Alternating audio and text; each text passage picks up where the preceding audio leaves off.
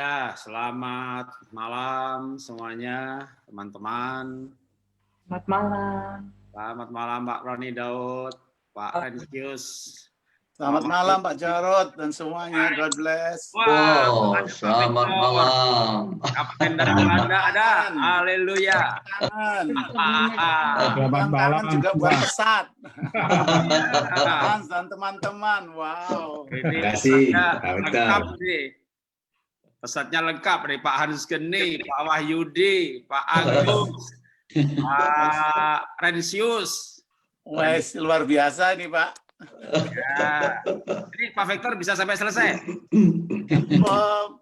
Selesai bisa, sampai sekarang nggak bisa.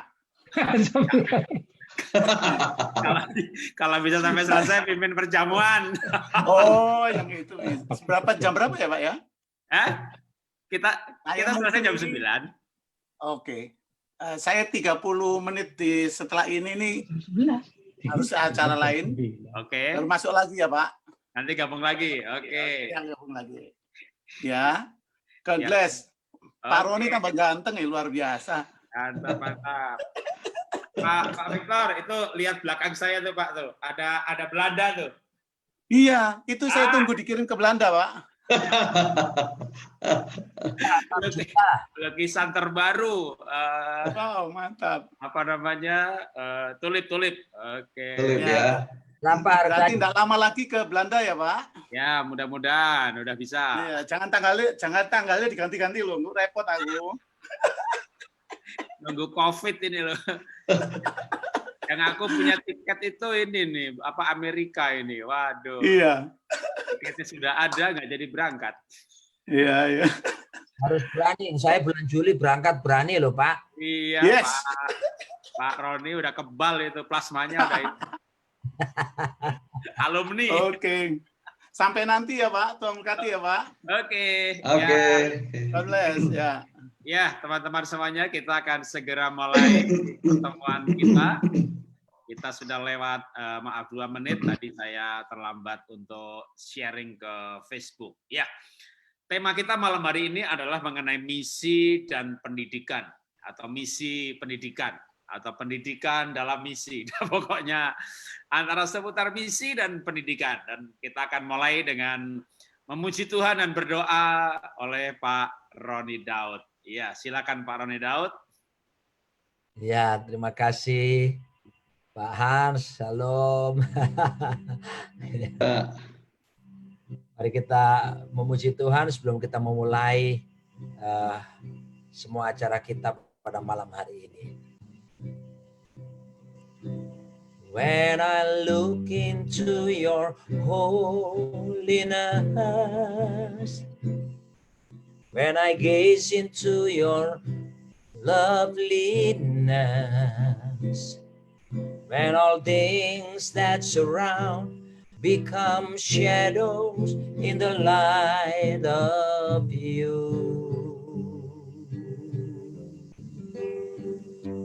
When my will become enthroned to your heart, when my will become into your love, when all things that surround become shadows in the light of you. I worship you. I worship you. Oh, the reason I live is to worship you. Oh, ku sembah kau,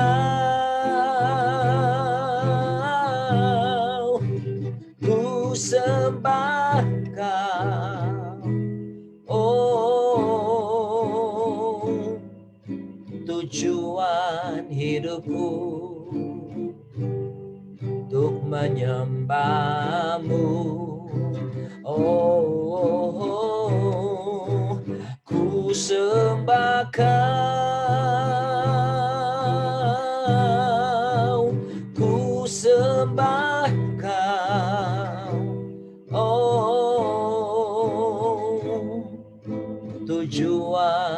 hidupku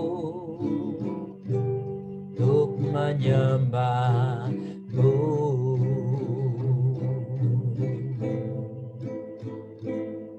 Tujuan hidupku untuk menyembah-Mu.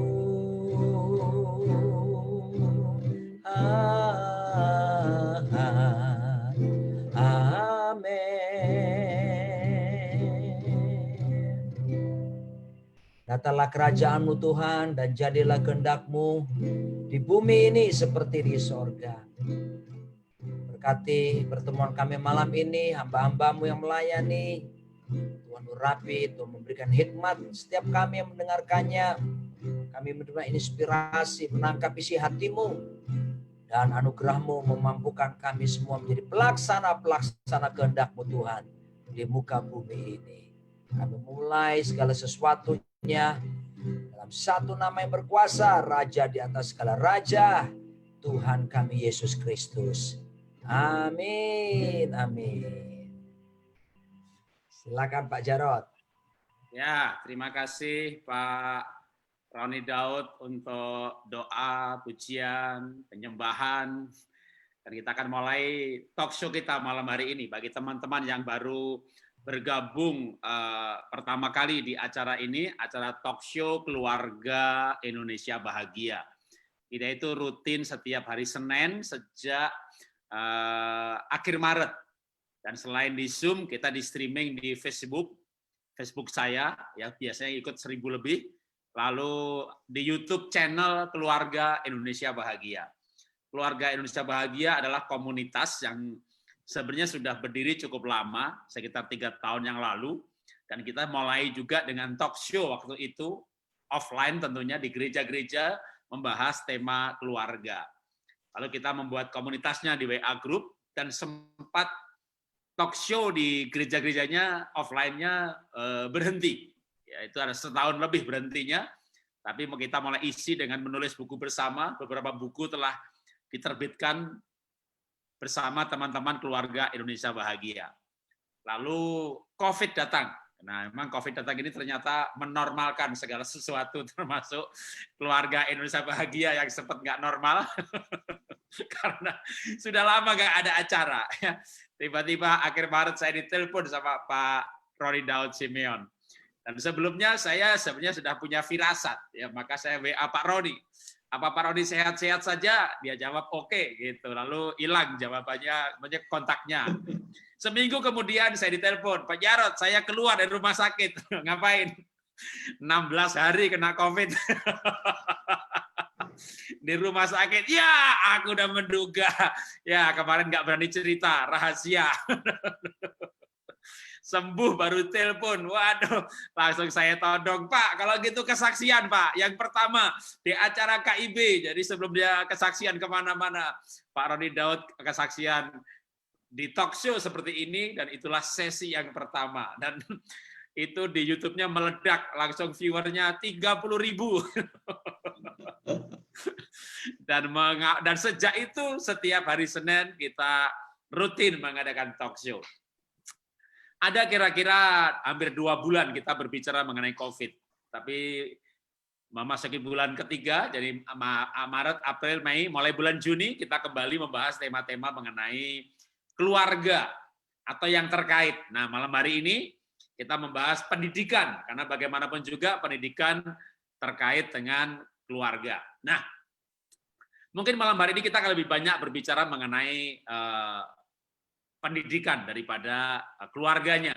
Karena memang yang kita hadirkan malam hari ini adalah para tokoh pendidikan, dan memang sengaja ya dihadirkan dari satu grup, dari satu lembaga, yaitu Yayasan Pesat, Pelayanan Desa Terpadu. Tahun 85, 84, saya hampir menjadi full timer gara-gara Pesat, saudara ya. Jadi saya waktu itu ketemu orang bilangnya menyebutnya Koden gitu ya, Pak Daniel Alexander. Wah, Saya pengen sekali ke Pesat, Salatiga waktu itu kalau nggak salah baru mau dibuka angkatan pertama atau gimana. Saya pulang ke Solo ke orang tua saya. Saya bilang saya mau jadi pendeta, mau sekolah pelayanan desa. Ibu saya nangis, saudara. Wah, leh, kue tadi pendeta aku makan apa? Ya makan sego, Bu. Aku gitu. Wah, lalu ibu saya bilang kamu mesti jadi lulus insinyur dulu. Ibu pengen anaknya insinyur. Dan kamu nih pasti emosi nih ya. Pak tiba-tiba pengen jadi pendeta. Tidak, Bu, saya tidak emosi. Saya ini panggilan. Buktikan kalau tidak emosi. Apa buktinya? Ya kalau sudah insinyur pasti pengen jadi hamba Tuhan, berarti tidak emosi. Ya udah, saya buktikan saudara, sudah jadi insinyur, jadi pengusaha, jadi apa saja pokoknya melayani terus sampai hari ini, saudara. Nah, jadi saya kenal Pesat ini sudah lama sekali ya, dan beberapa narasumber malam hari ini juga saya kunjungi tempatnya. Nanti saya akan ceritakan. Tapi kita mulai dengan ketuanya terlebih dahulu ya. Jadi Yayasan Pesat ini nanti mengenai Pesat itu apa ya, biar beliau-beliau yang akan bercerita dan bersaksi atau saya akan tanyain. Tapi kita mulai dengan Pak Hans Geni ya, nama lengkapnya adalah Hans Geni Artarto ya, MA. Depannya dokter belum nih. Nah, selamat malam Pak Hans. Selamat malam. Selamat malam. Ya, nama lengkapnya Hans Geni Artanto. Artanto, ya betul ya. Ini menjadi ketua nasional Pesat ya Pak Hans ya. Iya, tapi sejak tahun lalu saya sudah step down, ya. Digantikan sama yang angkatan lebih muda. Ya, saya sekarang di executive board dan juga di satu tim namanya tim apostolik Pesat. Oke, iya kalau gitu nggak apa-apa, tetap Bapak yang memperkenalkan, karena Bapak lama sekali di Pesat ya. Jadi Pak Hans silakan nanti sebelum teman-teman yang lain dari Pesat juga. Sebenarnya Pesat ini apa ya, pelayanannya apa, sejak kapan, apa malah mungkin sebelum saya kenal 8586 itu sudah ada, dan sampai sekarang ini apa saja, silakan Pak Hans. Ya baik, selamat malam semua Bapak Ibu saudara sekalian dimanapun Anda berada. Senang bisa jumpa dan Bapak Ibu sekalian. Jadi bicara tentang Pesat, Yayasan Pelayanan Desa Terpadu, dimulai itu sekitar tahun 87, walaupun embrionya sudah mulai beberapa tahun sebelumnya. 87 dimulai di satu desa di Jawa Tengah, dekat Salatiga. Lalu kemudian oleh anugerah Tuhan pelayanan ini menyebar ya, sampai sekarang ada di 18 provinsi. Wow. Ada banyak sekolah-sekolah yang kami dirikan. Ya. Jadi awalnya memang pelayanan ini terpanggil adalah untuk melayani desa, makanya namanya pelayanan desa. Jadi desa menjadi fokus utama panggilan Tuhan bagi pelayanan ini, karena kita tahu bahwa penduduk di desa itu mayoritas di Indonesia, sehingga ada beberapa orang katakan Indonesia itu negara desa. Jadi pelayanan berkembang sedemikian rupa sehingga sekarang mungkin ada banyak sekolah kami dirikan, sekitar 120-an sekolah di desa-desa semuanya. Lalu kemudian ada 6 sentra pelatihan ya yang ada sekarang, ada di Sumatera Utara di daerah Sipolangit, lalu di Palembang di Salatiga itu sendiri sebuah desa Lopaik namanya. Kemudian ada di Kalimantan Barat, ada di Kalimantan Timur, dan ada di Sulawesi Utara di Tomohon. Ya. Jadi ada 6 sentra pelatihan. Dan kemudian kami juga mengadakan pelatihan-pelatihan seminar dan pelatihan pembinaan buat para pendeta-pendeta desa ya. Dari semua aliran gereja. Jadi kami kerjasama dengan semua aliran gereja ya. Bahkan sejak tahun 85 bikin pelatihan singkat untuk guru TK dan menolong gereja-gereja untuk mendirikan taman kanak-kanak. Sedikitnya mungkin 300 taman kanak-kanak berdiri, ya toh.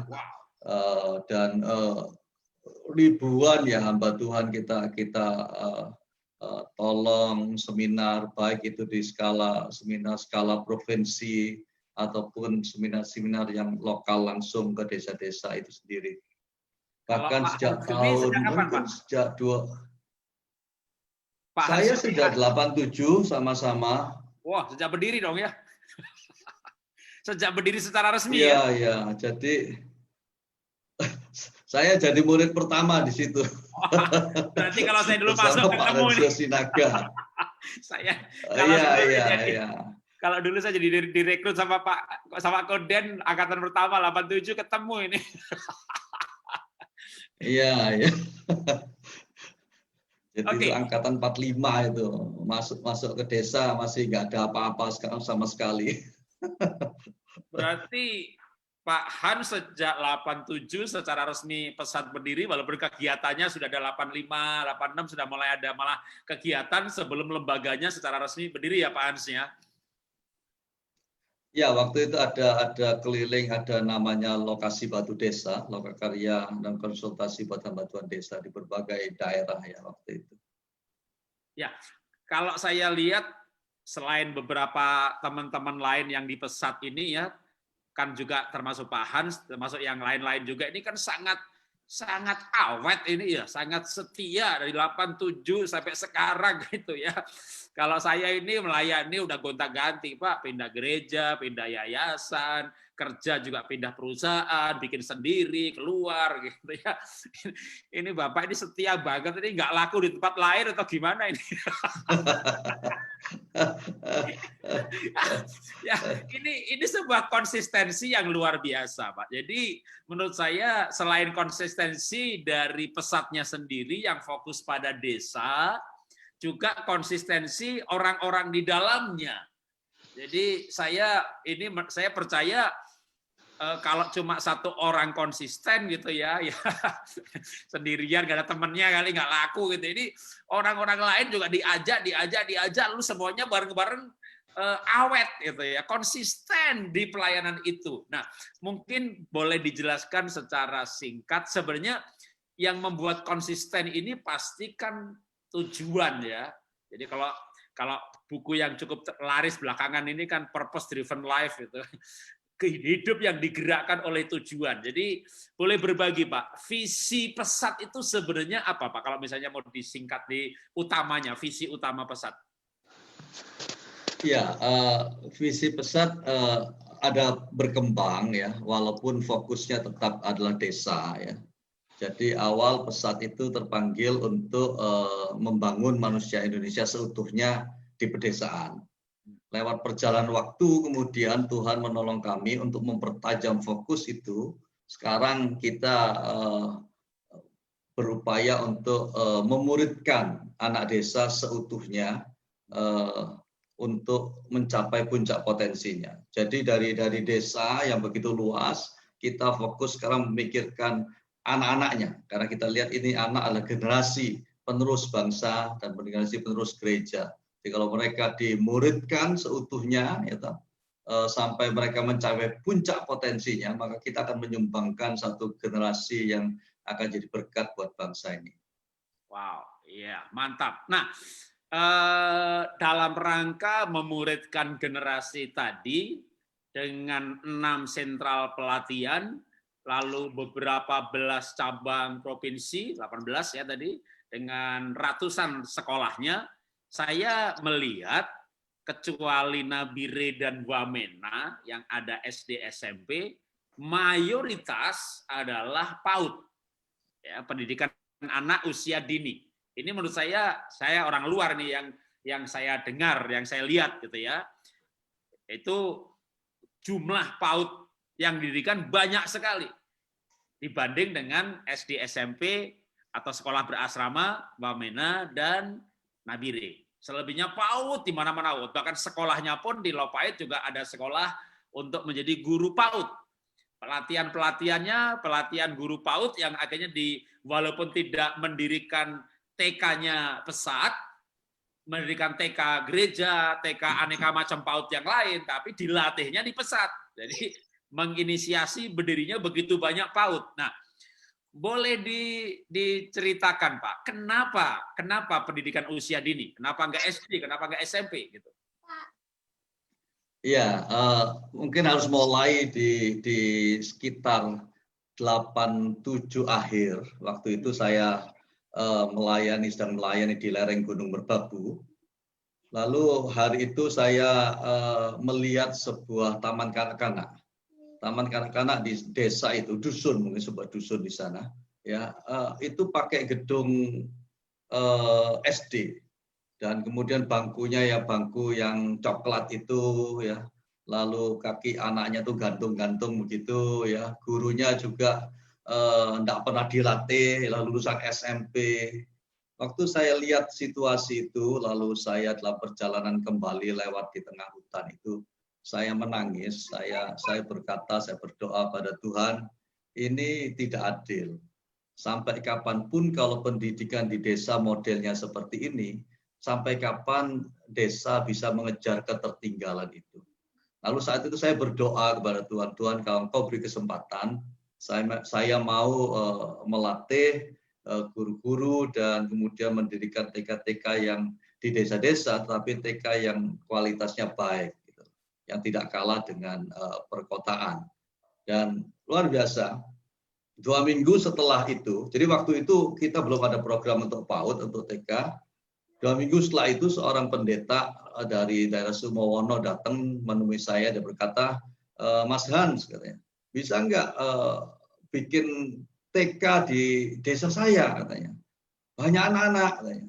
Ini saya punya anak perempuan, latih aja dia, katanya. Saya berkata, ya coba Pak, kita doakan. Lalu 2 minggu berikutnya, datang seorang penatua gereja Nazaren ya, dari daerah Ampel. Dia ketemu saya, dia berkata, Pak Hans, bisa nggak bantu kami bikin TK di desa kami? Banyak sekali anak-anak. Saya punya 1 orang guru sekolah minggu, Bapak bisa latih. Saya terkejut sekali. 2 kali hal itu datang, dan saya yakin ini peneguhan dari Tuhan. Karena itu kemudian segera kita mulai program untuk melakukan pelatihan, dimulai dengan ada 5 orang yang pertama waktu itu. Waktu itu masih latihan separuh-separuh, saya bilang ya.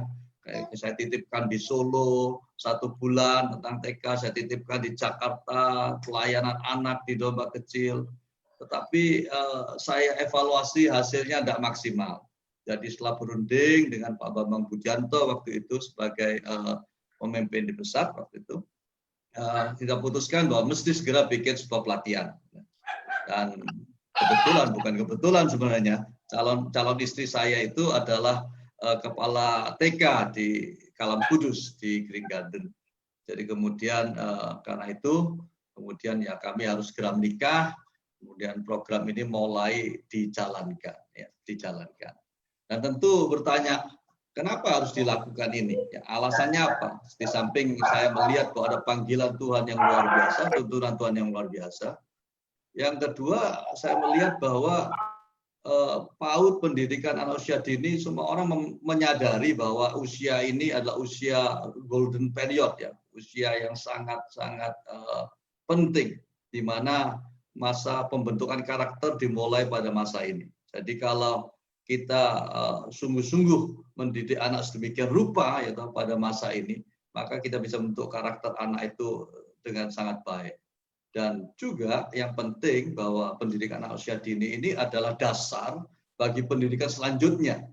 Jadi kalau dasarnya tidak bagus ya tidak mungkin bangun di atas jadi kuat. Ya. Dan itu sebenarnya yang kemudian ya pemerintah lewat Badan Dunia menyadari bahwa ini penting. Kemudian setelah sekian tahun, setelah kami mulai sekian puluh tahun, gitu, kemudian pemerintah mendorong supaya terjadi gerakan PAUD didirikan di mana-mana. Ya. Jadi itu sebenarnya mereka meneguhkan bahwa betapa pentingnya pendidikan PAUD ini. Dari sisi pembentukan karakter, di sisi yang kedua adalah sebagai dasar bagi pendidikan selanjutnya. Ya. Saya kira itu hal yang sangat penting. Oke. Pak, diulangi datanya tadi saya lupa, jumlah total PAUD pesat se-Indonesia ada berapa, Pak? Kira-kira? 120-an. Wow. 120. Mantap, mantap. Ya, jadi kalau teman-teman mungkin tahu ya, saya adalah pendiri dari Playgroup TK Happy Holy Kid. Jadi saya mendirikan Playgroup TK namanya Happy Holy Kid, dan saat ini kami punya 66 cabang franchise. Happy Holy Kid ini ada di kota-kota. Lalu di pedalaman saya membuka TK PAUD namanya TK Pemulihan.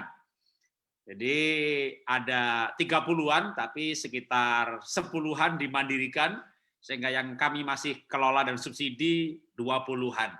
Dan jujur sebenarnya saya itu ketularan pesat. kan sering berkunjung ke pesat ya, baik ke Tomohon ketemu Pak Rensius Sinaga, saya ketemunya bukan di Batak saudara ya, ketemunya di Tomohon. Dan ketemu teman-teman yang lain, lalu dulu almarhum Pak Rustanto ke Brastagi. Nah, akhirnya saya itu juga mulai terbuka mengenai visi pendidikan usia dini. Lalu banyak orang juga bertanya sama saya, Pak Jarod kenapa nggak buka SD gitu? Saya nggak membuka SD, tenaga, biaya, semua untuk satu SD saya bisa bikin 10 sampai 15 TK. Impian saya 200 sebelum saya meninggal nanti.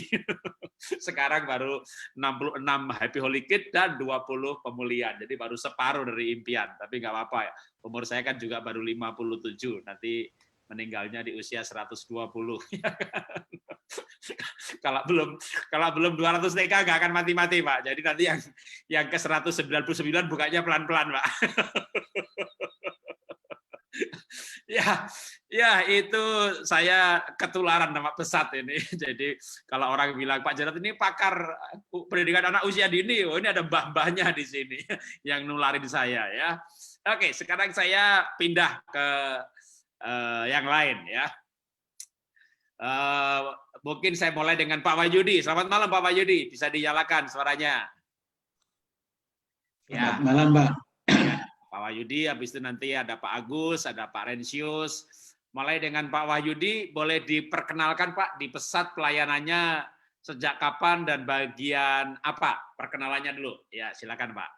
Baik, selamat malam Bapak Ibu Saudara. Senang boleh berjumpa walaupun via virtual. Nama saya itu gampang karena ada di Alkitab Bapak Ibu. Kitab terakhir kitab Wahyu, ya. Tinggal dikasih akhiran di itu artinya jenis kelaminnya laki-laki itu Pak. Kalau lahir perempuan pasti Wahyuni, ya. Iya. Saya sudah berkeluarga, istri saya satu, anak saya satu. Saya melayani bersama pesat itu sejak tahun 93. Oke. Ya. Jadi sebenarnya awalnya itu dimulai dari persekutuan kampus. Waktu itu saya sebagai ketua persekutuan kampus mencanangkan pentingnya memberikan buah sulung sarjana.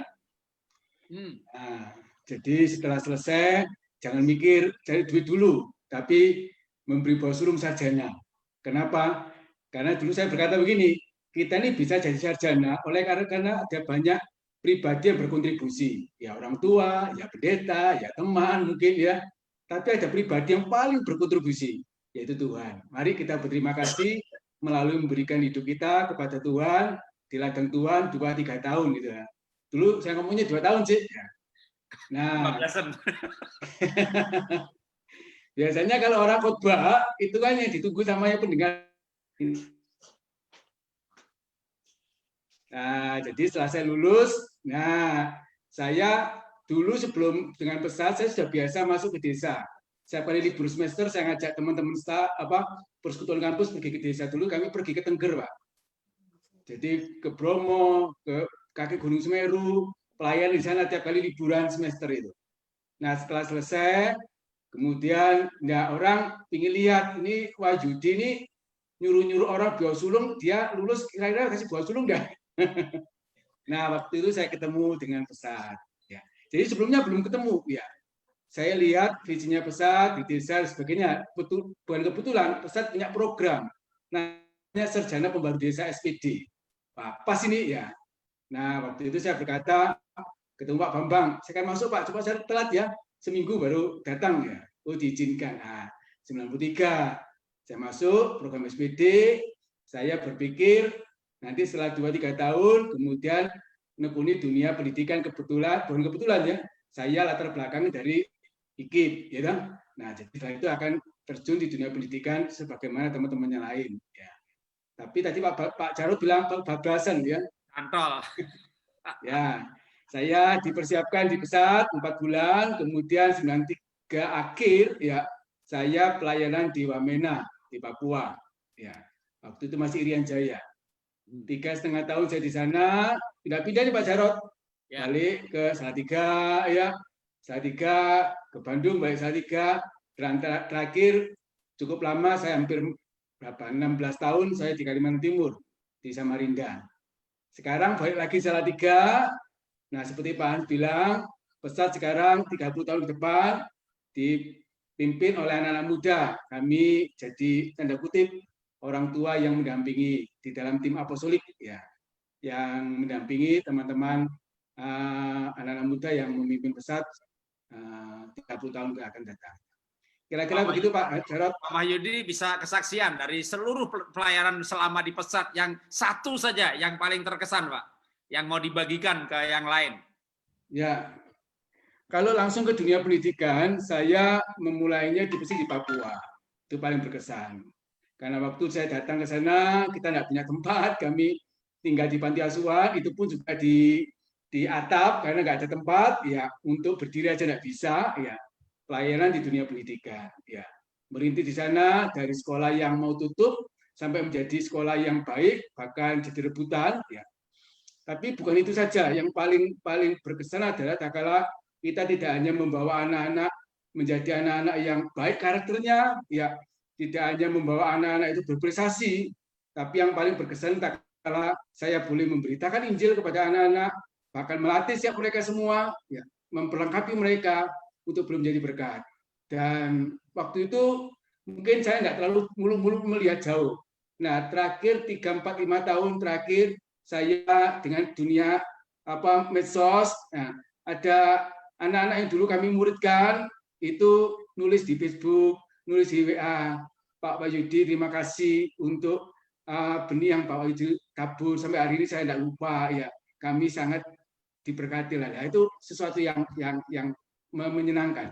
Jadi tidak hanya membawa orang itu pintar, tetapi membawa orang itu mengenal Kristus, hidupnya diubahkan. Bagi kami adalah karakter itu berubah kalau orang ketemu Yesus. Ya, nah itu yang berkesan.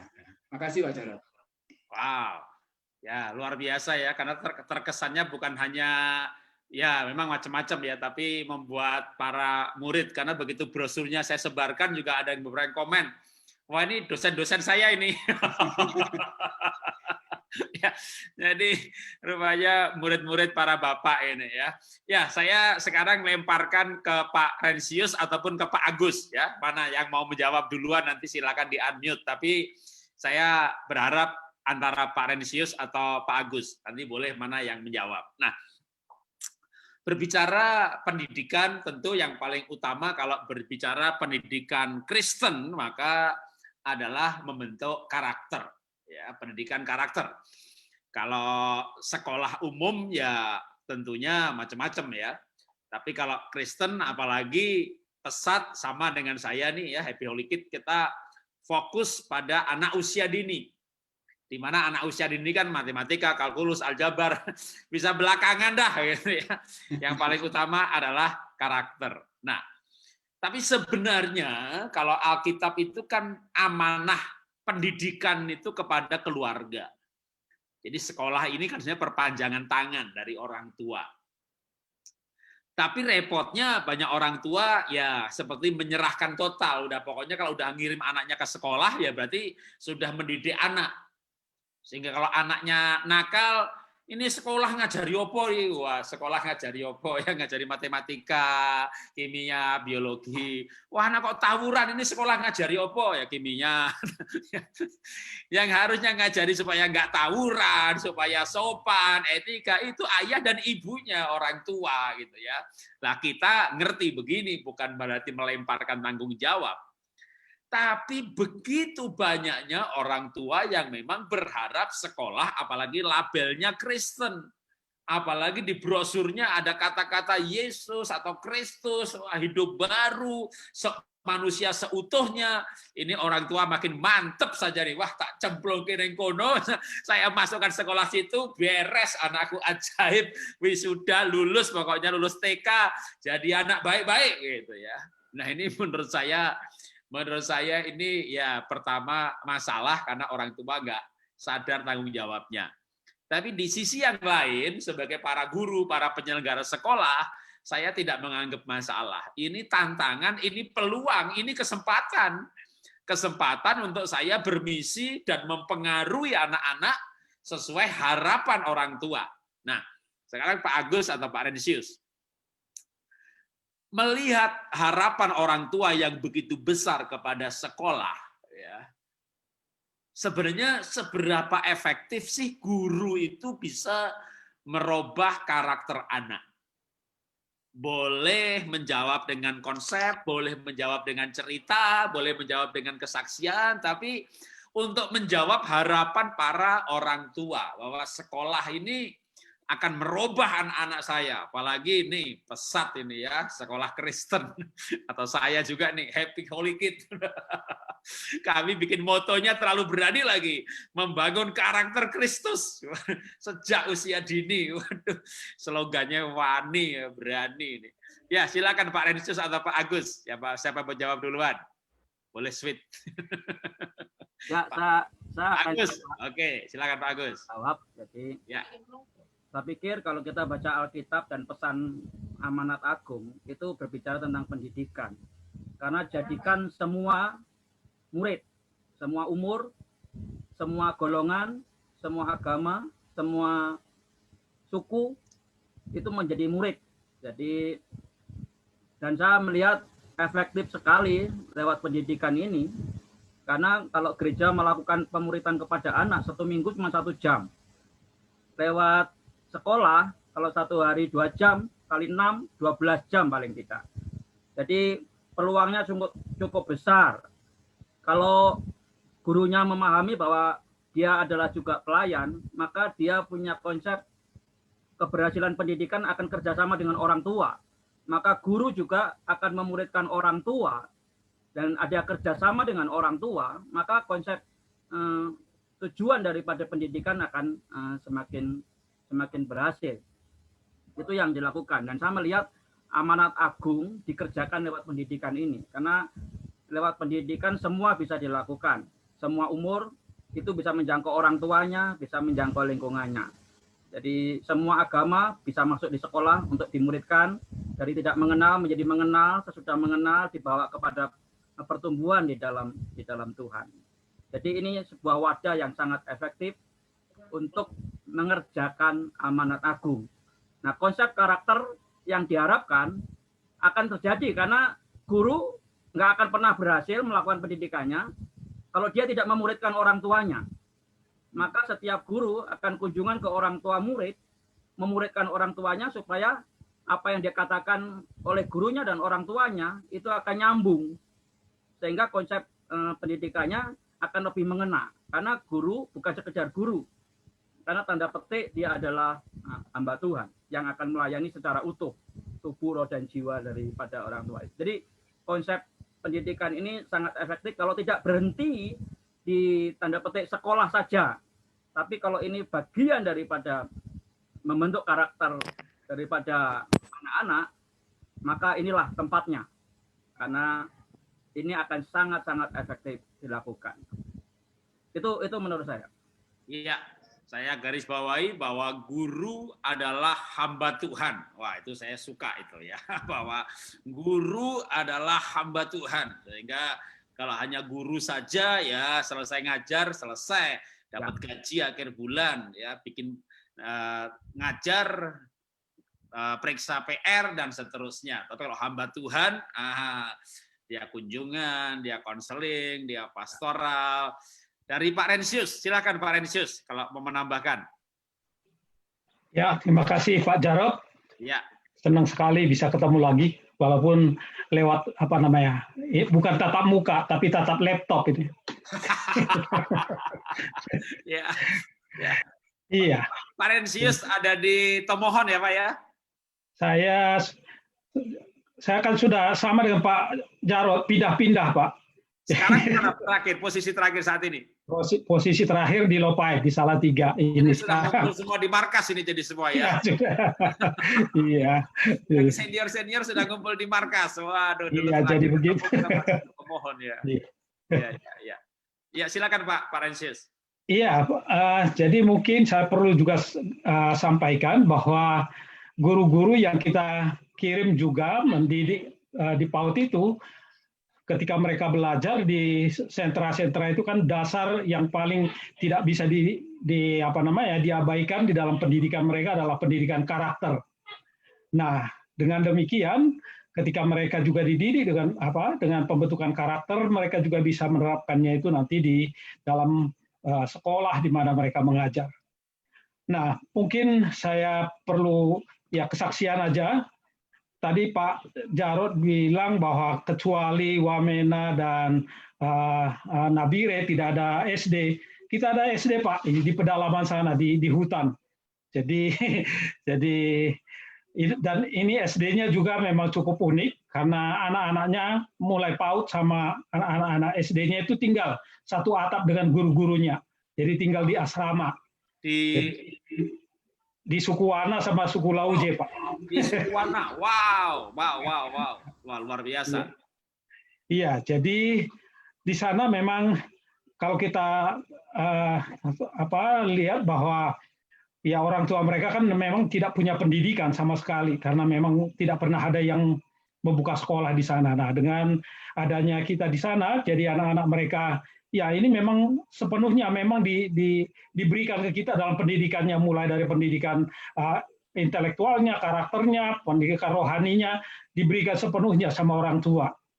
Nah, dan itu juga kesempatan bagi kami untuk menolong orang-orang tuanya juga untuk mereka juga ikut terlibat di dalam pendidikan anak mereka. Jadi kenapa begitu penting pendidikan karakter itu? Karena itu yang akan bisa merubah kehidupan mereka juga selain dari kehidupan rohani mereka yang dirubah.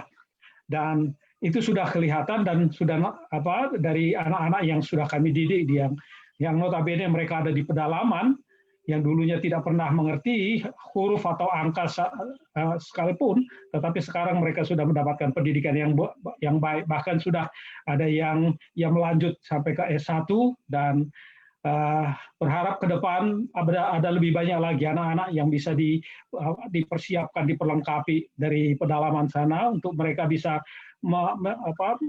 sama seperti anak-anak lain mendapatkan pendidikan yang baik untuk menolong mereka untuk masa depan mereka. Kemudian orang tua mereka juga bisa kita tolongi, bukan hanya pendidikannya, tetapi misi juga jalan di sana. Mereka bisa mengenal Tuhan, mereka bisa percaya kepada Tuhan Yesus. Itu sesuatu yang cukup membawa sukacita bagi kita dalam mendidik anak-anak di daerah pedalaman, Pak. Seperti itu. Oke, ya. Ini masih ada pertanyaan satu lagi dari saya, dan ini saya serahkan, lempar ke semua narasumber ya, karena malam hari ini ada Pak Hans Geni, ada Pak Wahyudi, ada Pak Agus, ada Pak Rensius.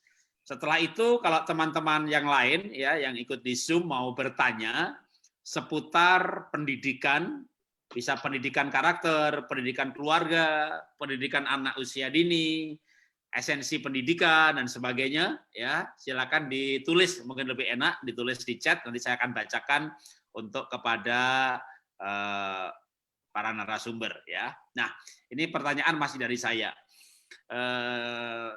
Memang sekolah sudah lebih mending daripada sekolah minggu dari segi jumlah pertemuan ya. Saya pun juga dulu, saya ini 12 tahun jadi guru sekolah minggu. Lalu dengan slogan juga membentuk karakter Kristus gitu. Tiba-tiba saya merasa munafik gitu ya. Saya ketemu seminggu sekali, 1,5 jam gitu. Lalu televisi, media, waktu saya tahun 90-an kan belum ada gadget ya, masih komputer dan televisi, berinteraksi dengan anak-anak berjam-jam setiap hari. Jadi yang mempengaruhi anak-anak ini saya atau televisi atau gadget atau sosmed. Kalau sekarang ya gadget. Karena sebagai guru sekolah minggu hanya ketemu seminggu sekali. Perasaan bersalah itu akhirnya membuat saya buka sekolahan. Ya, supaya saya bisa bertemu setiap hari sama anak-anak. Sebelum saya buka sekolahan tadinya sih bikin Rabu Gembira, bikin Kamis Seru, bikin Sabtu Megah, pokoknya bikin acara untuk anak-anak di luar hari Minggu di berbagai komplek. Karena dulu saya sebagai ketua departemen anak ya merintis banyak sekali tempat-tempat anak kebaktian non hari Minggu. Nggak cukup, akhirnya ya bikin sekolah itu gitu ya. Tapi setelah menangani sekolah pun saya masih mikir lagi nih ya. Kalau bicara PAUD, TK, ya sampai SD pun satu hari berapa jam.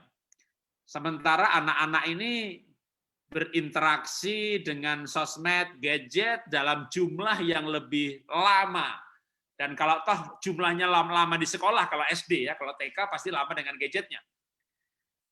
Jumlah yang singkat tapi mereka kan intens sekali, memperhatikannya serius banget sehingga akhirnya sangat dipengaruhi. Nah, muncul pertanyaan yang juga banyak sering ditanyakan ke saya, Pak Jarod. Kalau sekarang saya nanya kepada bapak-bapak ini, Pak, ini jam interaksi dengan anak ini memang dengan membuat sekolah playgroup, TK, PAUD, kita sudah ketemu setiap hari sama anak-anak. Tapi ya dalam satu hari yang 24 jam ini kita paling 1-2 jam kalau PAUD. Kalau playgroup kecil ya, TK playgroup kecil. Nanti TKA TKB bisa 2 jam sehari. Ya masih kurang Pak gitu. Belum lagi kita ajari bersih, kita ajari cuci tangan, sampai pulang ke rumah orang tuanya bilang udah nggak apa-apa, gurumu bawel itu, gurumu cerewet. Pelajarannya di sekolah dianulir sama ibu-ibu bapaknya sendiri gitu ya. Nah, pertanyaannya adalah bagaimana memperbesar pengaruh guru terhadap anak. Gimana nih kita dengan waktu yang singkat ini bisa mempengaruhi, bahkan merubah anak-anak, merubah karakter mereka. Ya, silakan nih siapa yang mau jawab. Nanti juga yang lain boleh menambahkan. Dimulai dengan Pak Hans atau Pak Agus. Bagaimana memperbesar pengaruh guru di dalam membentuk karakter anak atau dalam mempengaruhi anak supaya kapasitas pengaruhnya ini gitu loh ya. Itu diperbesar gitu, diperkuat. Ya, silakan. Saya mulai ya. Ya. Saya cerita aja, ada sebuah kesaksian seorang anak dia dididik di PAUD di Taman Kanak-kanak di daerah Tambangan di Semarang. Satu hari dia sakit, ya. Sakit. Kemudian orang tuanya bilang ya sudah enggak usah masuk sekolah ya. Tapi anak ini bilang, tapi tolong panggilkan Ibu Endang, tolong minta dia mendoakan saya. Orang tua bilang, udahlah ibumu lagi ngajar di situ, repot, enggak usah katanya. Cukup di sini aja sama bapak sama ibu. Tetapi tetap anak itu tetap berkata, panggilkan Ibu Endang. Akhirnya enggak mau orang tuanya nurut, itu anak itu panggil ibu gurunya, didoakan sebagainya. Ini menarik sekali ya. Artinya kenapa sih kok sampai anak itu begitu rupa? Karena dia merasakan kasih sayang dari seorang ibu guru. Jadi guru tidak hanya sekedar mengajar dari sisi intelektual, tetapi dia mengajar dengan hati yang mengasihi. Dan kita tahu bahwa anak usia PAUD itu mereka itu sangat mengidolakan gurunya. Jadi dia mudah sekali meniru. Ya. Apa yang dilakukan gurunya, sikap gurunya, dan itu sangat mempengaruhi dia sangat luar biasa. Dan kepercayaannya itu luar biasa kepada seorang guru. Satu cerita lagi di Sumatera Utara, seorang anak, waktu itu ada perlombaan menyanyi, ya, perlombaan menyanyi. Dan sudah disiapkan seorang anak untuk berlomba, tapi pada mendekati hari H-nya, sehari sebelum hari H, tiba-tiba anak yang bersangkutan itu sakit. Jadi mau tidak mau gurunya harus mencari pengganti. Lalu jatuh satu orang anak yang dianggap lebih cukup baik, lalu kemudian ditanya dia mau nggak? Oke, mau Bu katanya. Mau latih, setelah latihan segala macam. Terakhir besok pagi sudah siap mau berangkat. Anak ini diantar sama orang tuanya. Lalu kemudian tapi anak ini datang dulu ke sekolah berkata, Bu, doakan saya katanya. Padahal anak ini bukan Kristen ya. Doakan saya supaya saya menang. Didoakan ya. Lalu kemudian berangkat rame-rame bersama ibu gurunya sampai di sana dia mulai terus nyanyi. Dan gurunya sudah kebat-gebit ya. Gimana anak ini bisa apa tidak gitu. Selesai dia nyanyi ya puji Tuhan nyanyi baik juga ya. Terakhir sudah mau pengumuman, ibu gurunya terpaksa pulang duluan, rupanya ya. Luar biasa, ternyata anak ini menang, ya, menang. Dia berkata, pokoknya kalau ibu guru doakan saya pasti yakin bisa. Jadi dari dua peristiwa ini sudah sederhana sekali, kelihatan betapa seorang anak itu begitu lugu sekali. Ya. Itu yang Yesus katakan kalau kamu mau masuk kerajaan surga, harus belajar dari anak kecil ini, ya. Karena dia rendah hati, ya. Dia sungguh-sungguh tulus. Ya. Jadi kita lihat di sini butuhnya seorang guru yang betul-betul mengasihi anak, karena kasih itu akan luar biasa mempengaruhi kehidupan anak. Dan kedua, guru yang menjadi teladan yang ditiru oleh seorang anak. Jadi saya kira itu faktor yang sangat penting sekali. Jadi mengajar dan kasih dan menjadi teladan bagi anak-anak. Iya, terima kasih Pak Hans Geni. Pak Hans, bagi teman-teman yang mau bertanya, ya silahkan kalau mau menulis di chat, baik menulis kepada everyone, semuanya bisa baca, atau ditulis di private ke saya, ya nanti saya akan bacakan. Nah, saya akan membacakan satu pertanyaan terlebih dahulu. Nanti silahkan juga entah Pak Hans, Pak Wahyudi, Pak Rensius, Pak Agus yang menjawab. Ya, saya bacakan pertanyaannya. Sekolah usia dini atau PAUD, anak itu kan sangat kagum dengan gurunya. Apalagi itu pengalaman pertama mereka sekolah. Dan dia diajari banyak hal, menyanyi, menari, walaupun lewat dongeng, lewat cerita. Tapi itu sesuatu yang kenapa sehingga anak-anak itu tadi seperti Pak Hans katakan gitu ya, bisa mengidolakan gurunya. Ya, itu kayak didoakan gurunya, entah gurunya betul-betul takut akan Tuhan, entah sugesti sembuh.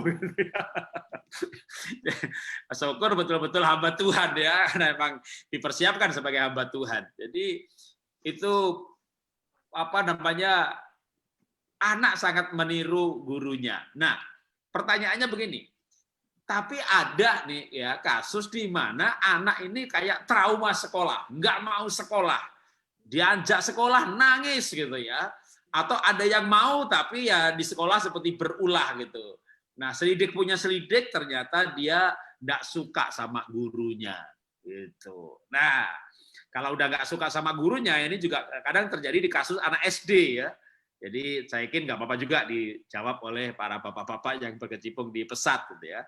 Kalau anak saya tuh nggak suka sama sekolah, terus apa yang harus saya lakukan kira-kira begitu? Ya, silakan para bapak yang mau menjawab. Pak Agus mungkin bisa? Atau Pak Wahyudi, silakan.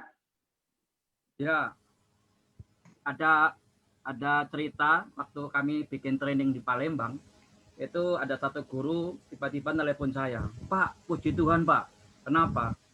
Ini gurunya orang Batak, jadi dia lagi perintisan, muridnya baru sekitar 10, dan dia ikut arisan orang-orang Batak. Ada satu orang yang cukup kaya, anaknya sangat bermasalah. Sekolah di mana-mana selalu bikin masalah. Dan kemudian guru yang kita training ini ngomong, kenapa kamu nggak sekolahkan ke tempat saya? Apa? Tempatmu itu bukan sekolah, masa bentuknya nggak jelas gitu. Loh, kamu belum coba, kenapa enggak? Dan Kemudian orang ini sudah kewalahan dengan anaknya, selalu bikin masalah di sekolah-sekolah yang mahal ataupun di mana, dan dia dikeluarkan daripada bikin masalah di seluruh kelas di mana dia sekolah. Dan kemudian dititipkan ke sekolah ini, cobalah 1 minggu. Kalau anakmu tidak berubah, nggak usah disekolahkan ke tempat kami. Dan kemudian anak ini dimasukkan, dan guru ini doa puasa, minta campur tangan Tuhan, dipeluk anak ini, ditumpangi tangan, kemudian dengan kasih, diperhatikan, dipeluk. Dalam 1 minggu anak ini berubah dan dia mau sekolah. Orang tua itu kaget. Kok bisa? Dan orang tua itu jadi penyumbang untuk pembangunan PAUD di sekolah yang sedang dirintis itu. Jadi ada anak-anak yang entah cari perhatian atau nggak mau sekolah, dan dia selalu bikin masalah di sekolah itu, menggigit temannya, memukul temannya. Tetapi karena ini bukan sekolah sekedar sekolah, tetapi ini mengerjakan perintah daripada amanat, jadikan semua murid, karena ini murid bukan hanya di kelas, tapi juga murid di mana mereka berada, maka tanggung jawab untuk anak-anak itu berubah. Saya pikir itu peran guru sangat penting sekali. Dan guru ini telepon ke saya dengan sangat sukacita sekali, dia bersaksi, alangkah luar biasa Tuhan buka jalan lewat perubahan seorang anak yang dimana orang tuanya sudah angkat tangan, karena anak ini ditaruh di sekolah manapun selalu bikin masalah, entah nggak mau sekolah, entah apa, tetapi faktanya anak ini berubah. Jadi ya, karena tidak bisa menggunakan sekedar ilmu-ilmu pendidikan, tapi juga menggunakan kuasa Tuhan dilibatkan dalam pendidikan ini. Begitu Pak Jarot. Jadi ya, oke. Sebentar, bisa lagi melampilkan. Ya, terima kasih Pak Agus. Ya, terima kasih Pak Agus buat ini jawabannya. Dari Pak Yudi, kira-kira ada tambahan Ya. Pak? Ya. Baik. Tadi Pak Jarot menyampaikan kalau masalahnya adalah anak tidak suka sama gurunya. Ya. Nah, kadang-kadang itu ada akar masalahnya dicari. Nah, beberapa saat yang lalu ada seorang cerita kepada saya, ya, tentang cara memperlakukan anak-anak, ya, dan dia salah memperlakukannya. Jadi ada anak yang aktif, dia tidak bisa nangani, kemudian dia marah, dia bilang, ini apa, kayu, ya, kamu ribut, tak pukul. Anaknya takut, nggak mau sekolah. Nah, saking apa kewalahannya. Nah, saya berkata, nah guru harus tetap mengasihi. Jadi sekarang kesembahyang sama Tuhan, kemudian yang kedua datangi sama anak itu minta maaf. Ya, guru tidak boleh apa gengsi untuk datang kepada anak-anak kalau dia salah. Ya. Dan dia lakukan, ya, dan tak kalah dilakukan, kemudian ubah sistemnya. Jadi tak kalah ada anak-anak yang nakal itu bukan ya karena dia nakal, kalau aktif ya, tapi mungkin ada masalah. Jadi coba bangun hubungan dengan keluarga dan sebagainya. Nah, ada satu kesaksian ya, ada seorang anak yang juga itu aktif sekali di sekolah, selalu bikin, nah, kalau orang bilang trouble, masalah. Dan guru ini luar biasa, justru melihat anak itu penuh dengan belas kasihan. Dan mulai besoknya dia mulai terapkan pendekatan. Dia sudah sama Tuhan, jadi dia datang lebih awal. Ya. Kemudian biasa anak-anak itu datang. Ya. Kemudian pas yang anak yang tanda kutip selalu bikin masalah datang, guru ini nyambut, dia peluk, selamat pagi, ya, dia peluk, sayang, ya, Tuhan memberkatimu, ya, Tuhan mencintaimu, engkau baik, ya, engkau bisa menjadi anak luar biasa. Nah, berhari-hari lakukan untuk anak itu berubah. Ya. Dan hari yang ketiga, ya, anak itu bisa menangis. Ya. Rupanya dari situ ketahuan, rupanya ini anak tidak diperhatikan orang tua, ya, dan sebagainya. Jadi kembali lagi di dalam sekolah peran guru penting. Kalau guru salah, ya minta maaf. Bagaimana dengan orang tua? Kalau orang tua mengetahui bahwa anaknya itu tidak mau sekolah gara-gara guru, maka orang tua juga bisa datang pada guru membicarakan ya persoalan ini dan bisa diperdamaikan. Saya kira itu yang yang bisa saya sampaikan Pak Jarot beserta kesaksian. Lebih baik datang lalu dibicarakan Pak ya, nggak protes, nggak demo atau mindahin anak ke sekolah yang lain. Ya kalau terpaksa ya mungkin perlu dipindahkan, tapi kalau dibicarakan biasanya bisa selesai. Karena kalau anak berlarut-larut dengan kecewa dengan gurunya atau nggak suka sama gurunya, dibiarkan berlarut-larut, ya kasihan anaknya. Karena memang kalau anak nggak suka sama gurunya, dia pasti apa yang diajarkan nggak masuk. Sama juga bisa kita dengar khotbah gitu kan, khotbahnya bagus banget sih, benar-benar khotbahnya bagus banget.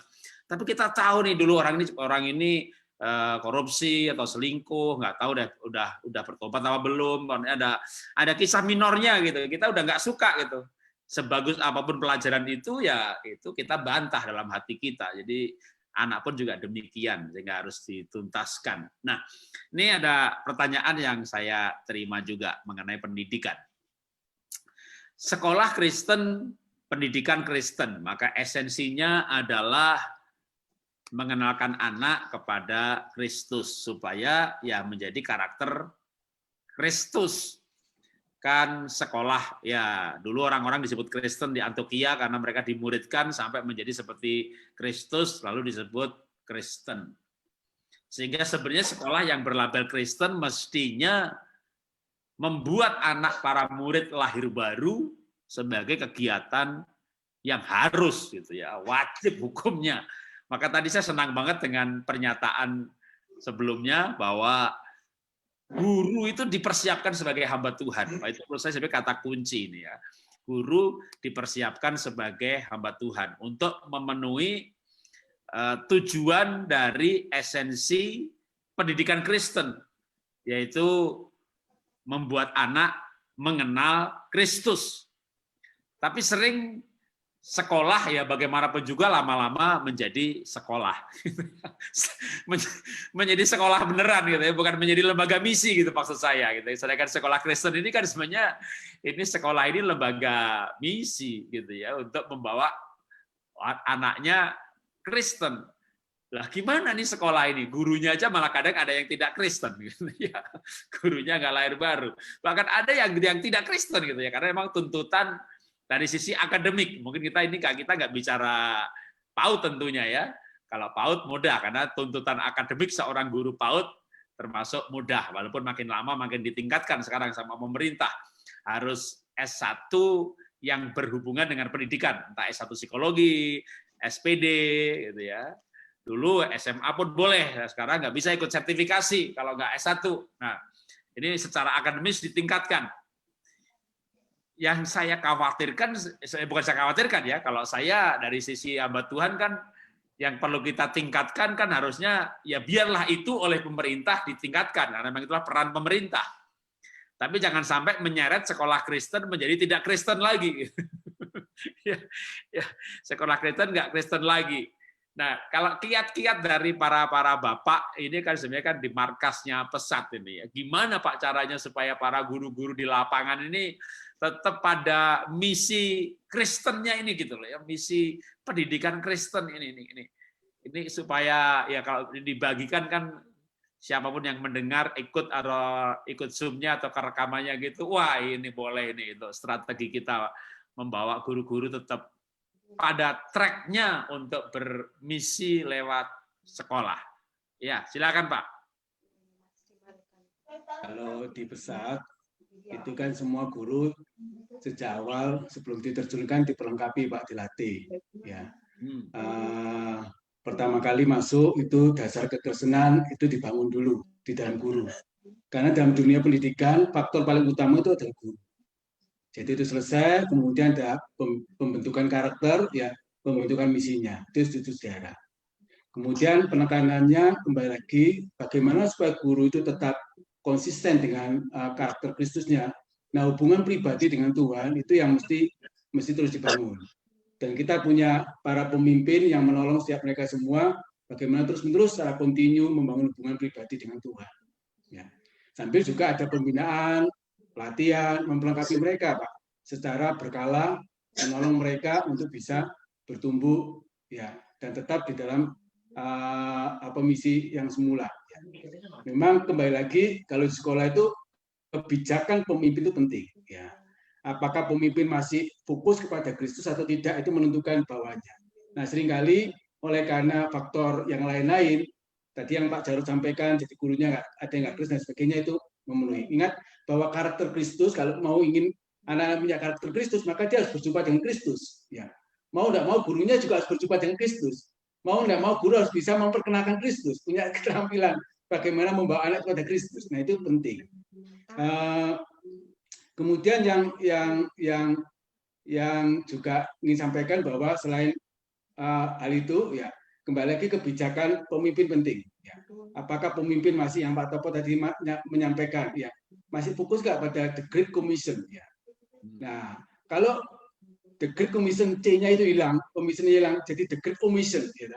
Jadi kalau nggak berfokus pada the Great Commission, maka yang terjadi adalah the Great Commission, ya kelalaian terbesar.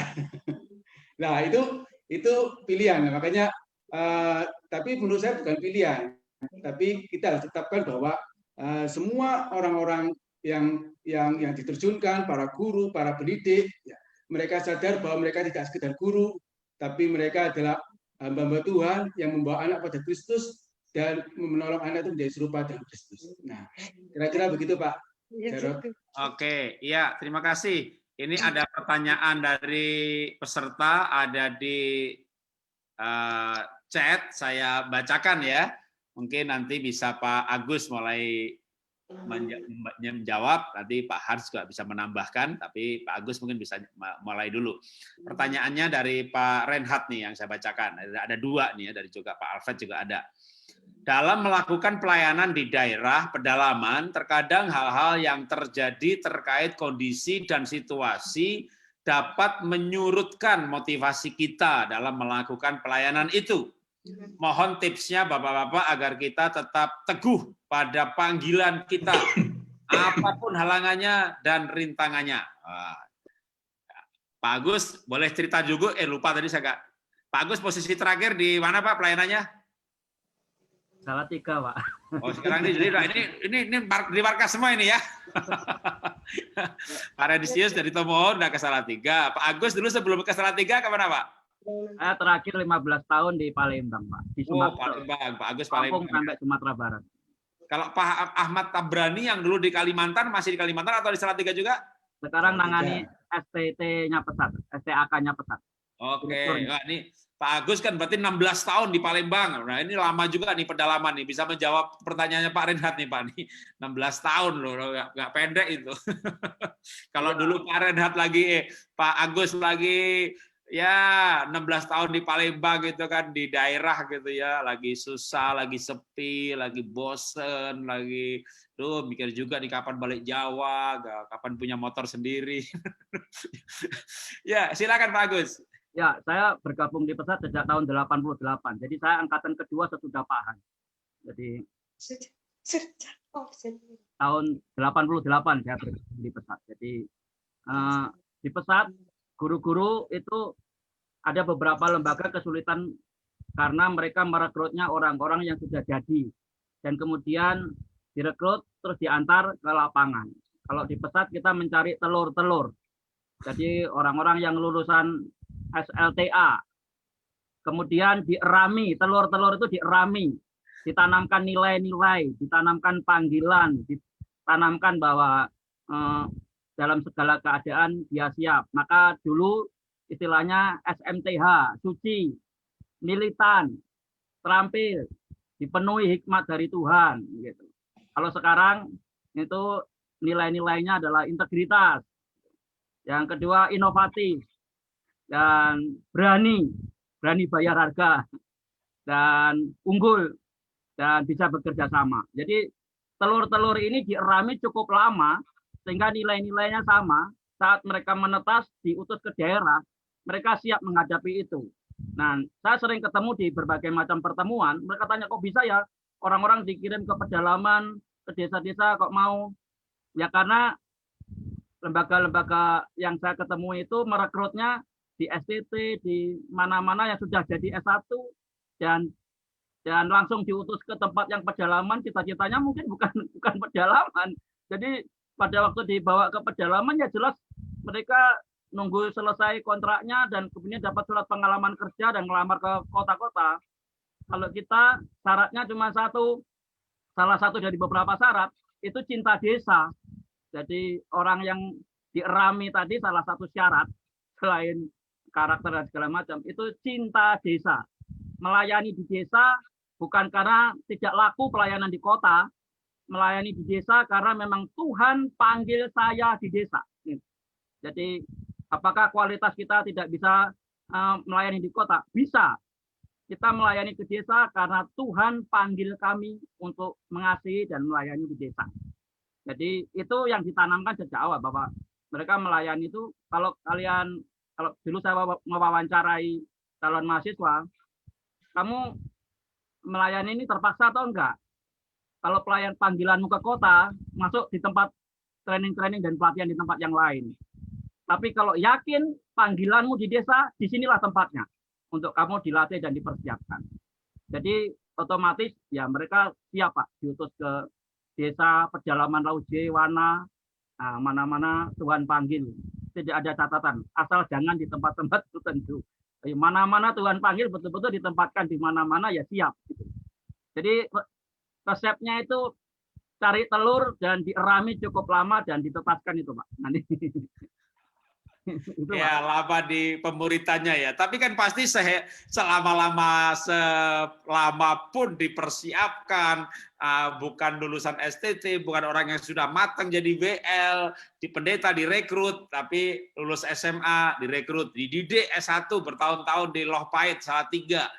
Tapi kan tetap ada juga apa namanya manusia Pak, melayani itu ya, melayani pesat, melayani di desa, tapi dari cabang gereja besar ya nggak masalah gitu kan, subsidinya cukup, makannya cukup, ini di pesat ini kan ya biar pet kadang-kadang. Ya Pak Renisius boleh waktu di Tomohon kan lama juga tuh Pak Renisius ya. Kalau lagi galau gitu Pak ya, mungkin istrinya udah kita pulang ke markas saja, jadi kita berdoa supaya ditarik ke pusat. Sekarang sudah terkabul kan doanya.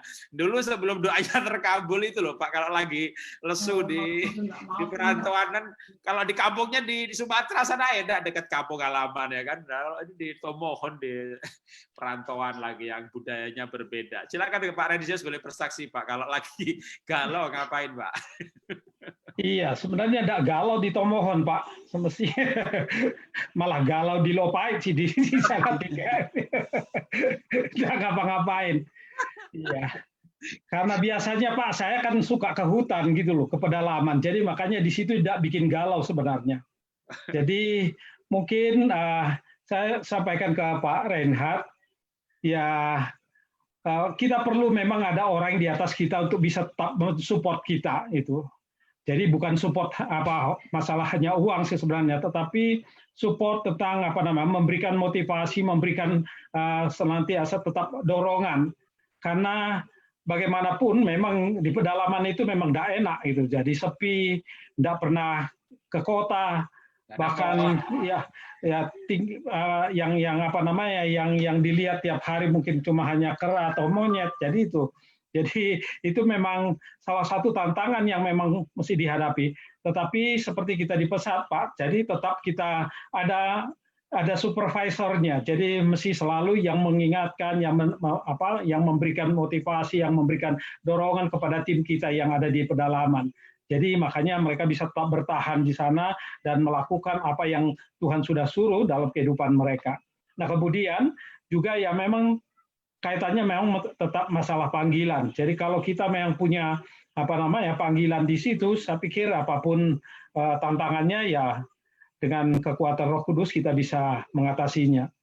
Namun yang penting memang mesti harus tetap ada dari lembaga kita sendiri untuk bisa memperhatikan tim kita yang ada di pedalaman supaya mereka tetap kuat, karena seperti yang Pak Jarod tadi katakan bahwa memang ada saat-saat di mana-mana waktu-waktu yang bisa galau. Nah, waktu-waktu seperti itu yang mesti harus kita tolongin, masalahnya apa, dikuatkan dan diteguhkan supaya mereka tetap semangat gitu, walaupun di hutan tetapi semangatnya seperti semangat orang di kota gitu Pak. Ya, kalau bicara mau galau, gak kota, gak desa, mau galau di mana juga bisa galau ya. Nah, Mungkin di iya. kota galaunya lebih banyak. Pak Jarod, yang dimaksud di sub ini ada banyak orang-orang pesat yang di lapangan nih, Pak. Nah, Oke. mereka mendengar apa yang kami sampaikan. Ya, memang betul Pak Aren bilang perlu ada mentor, coach. Ya, kalau kami menggunakan istilah mentor, ya, yang memotivasi kita. Yang kedua, sebenarnya Pak Rehat ini teman saya ini ya. Yang kedua itu adalah passion-nya, Pak. Jadi melihat jiwa-jiwa anak-anak itu sebagai passion, Pak. Ya. Jadi tiap kali melihat anak itu sebagai jiwa-jiwa berharga, itu menolong kita untuk bertahan kesulitan apapun. Ya. Jadi itu pengalaman saya waktu saya di Papua, waktu di Kalimantan Timur. Ya. Jadi ya jiwa-jiwa itu yang memotivasi untuk kita bertahan situasi apapun. Ya. Yang ketiga tentunya yang utama adalah persekutuan pribadi kita dengan Tuhan. Ya itu yang kita bangun karena hanya Tuhan saja yang memberi motivasi terutama dalam hidup kita. Kalau orang lain mungkin ada keterbatasan ya antara waktu, jarak, tempat, tapi Tuhan tidak terbatas. Ya. Jadi tak kalah dalam situasi yang sulit, Pak, misalkan bisa main musik, nyembah Tuhan, main musik, kemudian Tuhan memberikan firman-Nya, semangat lagi. Nah, itu pengalaman saya begitu, Pak. Ya, ini ada satu pertanyaan lagi sebelum nanti akan ada pesan-pesan penutup dari Pak Victor Varanimela dari Belanda, ya, nun jauh di sana, ya, bukan orang asing juga di pelayanan desa, ya, walaupun di desa Belanda, karena asalnya juga dari Indonesia, ya. Ini ada pertanyaan dari Pak Alfred, ya, Shalom Pak, saya mau bertanya seperti apa penerapannya di rumah ketika di sekolah menerangkan pendidikan karakter, tetapi di rumah sistem pola asuh dan pembiasaan tidak dilakukan. Anak-anak lebih banyak tidak diajarkan pendidikan karakter di rumah, sehingga bisa kelihatan ketika berkarakter di sekolah. Pendidikan ini sering dialami oleh sekolah-sekolah baik di kota maupun di desa, karena sepenuhnya orang tua menyerahkan anak-anak di sekolah, baik pengetahuan maupun juga karakter. Iya, itu tadi seperti juga permasalahan yang saya sampaikan, bahwa banyak orang tua ini menyerahkan total kepada sekolah, belum lagi apa yang diajarkan di sekolah, hal-hal yang baik ini sama orang tua kayak tidak di-endorse gitu ya, malah kadang lah itu gurumu tuh cerewet, itu wah gurumu tuh banyak aturan gitu, udah nggak usah dengerin. Ini gimana kiat kan kita punya kan pesat bukan hanya membangun anak ya, membangun desa, membangun manusia Indonesia seutuhnya, membangun keluarga dalam menghadapi budaya setempat yang kurang baik gitu ya. Ada kan budaya-budaya ini kan kadang-kadang ada yang budaya judi, budaya mabuk, budaya pulang malam, budaya nggak pamit, budaya nggak mandi, pokoknya ada aneka macam budaya yang ada berlaku. Nah, kan ini yang membangun manusia kan membangun budayanya. Tetapi kalau ada masalah nih, yang kita ajarkan di sekolah sama yang di rumah ini beda. Kira-kira apa yang harus kita lakukan sebagai guru, Pak? Ya, silakan. Mungkin Pak Hans ini bisa membantu sebelum nanti kita akan serahkan ke Pak Victor untuk pesan-pesan dari Pak Victor. Ya. Oke. Jadi di dalam perkembangan zaman ini terjadi satu pergeseran dari masyarakat yang tadinya tradisional menjadi masyarakat modern. Jadi masyarakat yang tradisional dulunya mereka semua tinggal dalam satu rumah besar, ada anak, ada ayah ibu, ada kakek nenek.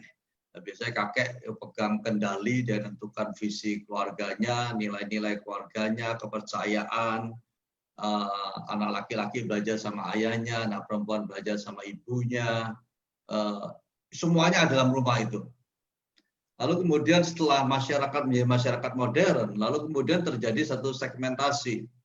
Jadi kalau orang mau belajar kerohanian, ya dikirim ke gereja lah. Setelah minggu ke gereja, supaya kenal Tuhan, supaya rohani. Supaya pinter dikirim ke sekolah. Lalu ke dunia usaha untuk cari duit. Kan gitu.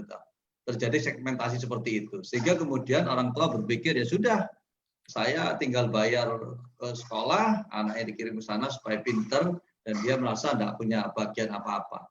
Nah, ini kesalahan besar yang terjadi. Padahal sesungguhnya orang tua itu tetap menjadi pendidik yang utama dan yang pertama. Gitu. Nah, jadi kita harus mengembalikan konsep ini, persepsi ini, diarahkan kembali bahwa orang tua itu tetap adalah orang yang paling bertanggung jawab dalam membimbing anak-anaknya. Nah, kalau terjadi konflik nilai, maka disinilah kemudian sekolah tidak bisa berdiri sendiri. Sekolah itu mesti terkait dengan keluarga, dengan orang tua. Jadi mesti ada pertemuan orang tua, ya toh, sehingga mereka harus datang, entah sebulan sekali, sebulan 2 kali. Nah, di situ guru menyampaikan nilai-nilai yang dipercayai, yang dianut oleh sekolah itu. Bahkan kalau perlu dari sejak awal mereka masuk sekolah itu orang tuanya sudah dikasih tahu kalau anaknya mau masuk di sini, maka orang tua harus hadir dalam pertemuan-pertemuan orang tua. Ya, disitulah kemudian si guru mulai menyampaikan value, nilai-nilai, juga mendidik orang tua, ya, supaya mereka bisa menjadi teladan juga buat anak-anaknya, sehingga tidak terjadi konflik nilai antara sekolah yang mengajarkan anak dan orang tua. Nah, ini penting sekali. Saya kira itu hal yang harus dilakukan. Jadi antara sekolah, guru, orang tua, ya itu menjadi satu yang bersama-sama harus dilakukan. Ya, terima kasih. Jadi sering-sering diadakan pertemuan orang tua murid ya Pak ya, seperti seminar parenting, konsultasi orang tua guru dan seterusnya. Oke, terima kasih buat para Bapak, Pak Hans, Pak Agus, Pak Wahyudi, Pak Rensius. Sekarang kita undang Pak Victor Farahmela untuk memberikan pesan-pesan ya buat kita. Ya, ini kita di sini kayaknya peserta Zoom hari ini banyak rombongan dari Pesat ini ya. Jadi kan tadi ada yang bertanya ya, gimana kalau kami ini letih lesu? Oke, panggil Pak Victor. Biar kompor semangat ya kan. Pak Victor ini pelayanan dunia terpadu dia. Dulu sebelum diutus dia sudah bilang, ini saya bukan Pesat, ini padat, karena pelayanan dunia terpadu. Dia mencelat ke desa di Belanda. Saya percaya pertemuan seperti ini pun juga ikut memberikan semangat ya. Kalau kita kan nggak bisa ketemu lewat langsung ya, lewat Zoom. Saya mungkin termasuk bukan orang Pesat, tapi yang cukup rajin keliling Pesat sebenarnya sih, karena saya boleh dikatakan mengunjungi hampir semua cabang Pesat ya, kecuali kayaknya Palembang saya belum ya Pak Agus ya, lupa saya. Atau kita pernah bikin acara di Palembang untuk pertemuan hamba-hamba Tuhan ya, seminar pemulihan ya. Pak, pernah 1 kali Pak. Pernah ya, jadi boleh katakan semua loh, dari Kalimantan, dari Papua, dari sampai ke semua cabang Pesat, semua tempat. Belum ada yang semuanya sudah saya kunjungi yang sampai di level training centernya ya. Kalau Mentawai Pak, Mentawai pernah ya Mentawai. Mentawai pernah, Bu siapa? Bu Min. Bu Min, udah nyebrang sungai saya itu pergi ke sana itu. Ya, nah itu juga saya melihat ketika mereka dikunjungi itu juga senang sekali loh. Kadang kita nggak bawa apa-apa aja, bawa badan, kemudian dengerin cerita mereka dikunjungi itu merasa diperhatikan, karena kita juga untuk mengunjungi mereka itu meninggalkan pekerjaan, ngeblok waktu. Lalu ternyata waktu saya ke Mentawai itu belum ada pesawat, belum ada speedboat. Kalau sekarang ada speedboat dari Padang ke Mentawai cuma 2,5 jam. Saya dulu kalau ke Mentawai itu jam 6, jam 7 malam berangkat dari Padang, besok subuh baru sampai Mentawai. Dan itu saya hampir 2 tahun sekali ke sana dengan menempuh kapalnya aja semalam-malaman gitu. Nanti belum sampai di sananya, mau pindah antar kota yang berikutnya, nyebrang sungai. Jadi saya pernah bawa anak istri ke sana. Istri, anak-anak tak bawa semuanya. Kan kita mau ke gereja, saya bilang begini, nggak usah mandi gitu loh. Kok nggak mandi? Udah pokoknya bajunya dibungkus plastik aja. Kenapa sih Pak? Nanti diterangin di jalan. begitu nyebrang sungai hampir seleher, saya bilang pasti perlu diterangin. Jadi, waduh, ternyata kedatangan kami juga memberikan semangat buat mereka. Jadi ya kali ini para Bapak Ibu semuanya yang mungkin nggak ngerti pesat itu apa, seberapa jauh mereka melayani. Ya, kalau training centernya bisa di kota provinsi, tapi begitu buka cabangnya itu yang benar-benar bisa naik gunung, bisa jalan kaki berjam-jam, nyebrang sungai. Saya lihat sendiri itu ya. Ya, silakan Pak Victor. Ya, shalom semuanya, salam sejahtera juga. Saya senang dengan saudara dari Pesat, khususnya ya, dengan semua hamba Tuhan yang ada di Zoom hari ini. Saya senang ketemu wajah Pak Hans lagi, Pak Rensis, Pak Agus, Pak Wahyudi, dan pengalaman yang indah memang. Jadi awal-awal Pesat, waktu Pak Bambang share, dan kita mulai buka desa Lopait itu dan tidur di atas tikar dengan ya bintang 7, maksudnya bintang 7 itu langit terbuka itu. Dan ya semua berjalan dengan luar biasa. Kagum saya melihat Tuhan bekerja di Pesat dan ikut gelombang itu. Dan memang awalnya saya itu melayani di pedalaman Kalimantan dan itu sekolah saya istilahnya. Sekolah Alkitab saya di pedalaman Kalimantan itu tahun 83. Dan saya lihat Tuhan bekerja luar biasa, tuntunan-tuntunannya memang istilahnya kekristenan itu persekutuan dengan Tuhan. Jadi kalau tadi sudah di-share, kalau ini dasarnya sudah betul, jadi ini yang membuat kita bisa bergerak, gitu. Bukan yang lain-lain. Jadi kalau persekutuan atau jumpa Yesusnya jelas dan hatinya mengalami perubahan, ya ini yang bisa istilahnya mau ditaruh di mana saja, kapan saja udah siap.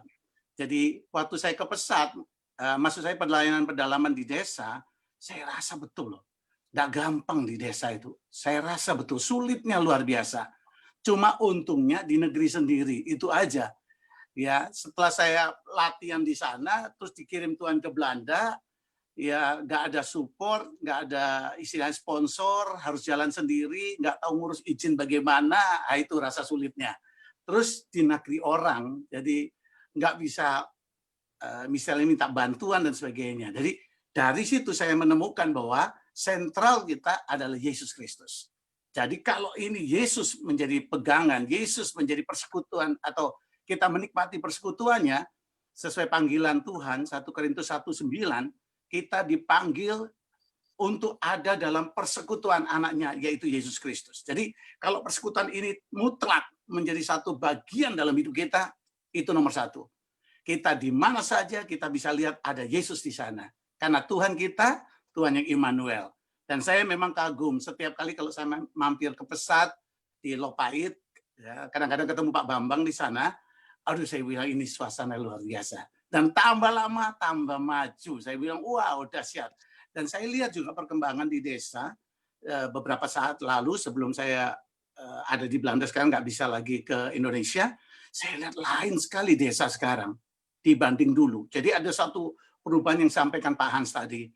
Jadi itu saatnya saya mau tekankan sekali bahwa Yesus Kristus itu menjadi sentral kita. Gitu. Yesus Kristus ini jadi persekutuan yang utama bagi kita. Yesus Kristus ini adalah Tuhan dan penuntun kita. Dan itu kalau jadi utama, dan itu jadi panggilan utama, dan itu yang membuat kita cari dia sungguh-sungguh, saya percaya Yeremia 33 ayat 3 diberikan. Apa yang kita nggak masuk akal, yang sulit kita pecahkan akan terjadi di sana. Dan istilahnya kita-kita ini, istilah tanda kutip itu orang-orang yang ada di persis medan pertempuran. Istilahnya begitu. Ya ketemu orangnya langsung. Jadi nggak cuma ngumpul di satu tempat, tapi betul-betul ketemu dan saya kagum. Ya istilahnya pelayanan desa itu sama full gospel businessman. Orang bisnis itu ketemu langsung sama orang-orangnya. Jadi kayak Pak Jarod ini ketemu di mana-mana. Jadi dia ketemu di kota, dia ketemu di kampung, dia ketemu di gereja, dia ketemu di mana-mana. Wow. Tapi yang saya mau bilang, apa yang saudara lakukan sangat berharga di mata Tuhan. Sungguh saya kagum dengan apa yang dilakukan di desa-desa, khususnya baik lewat pelayanan desa terpadu, Pesat, ataupun dengan pelayanan desa lainnya. Nah itu saya ingin bagi sebelum kita akhiri dengan perjamuan kudus, ya konsep dari pandangan teologi dalam perjamuan kudus ini yang saya mau bagi dalam 1 Korintus 10:16, ya itu menyatukan jemaat dengan kematian Yesus. Jadi kalau kita lewat perjamuan kudus ini, kita bisa terasa betul bahwa kita ada dalam persekutuan. Saya sudah mati.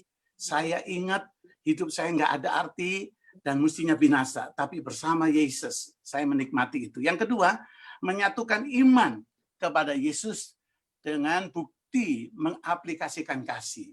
Jadi lewat perjamuan kudus ini, kita diingatkan untuk kita memberi hidup kita ya bagi dunia ini.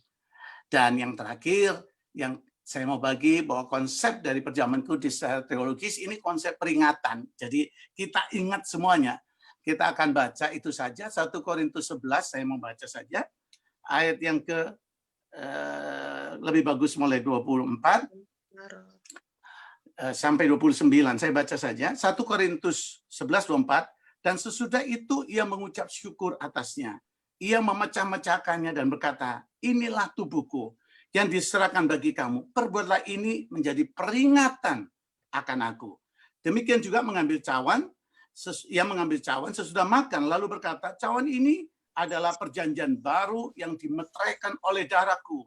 Perbuatlah ini setiap kali kamu meminumnya menjadi peringatan akan aku.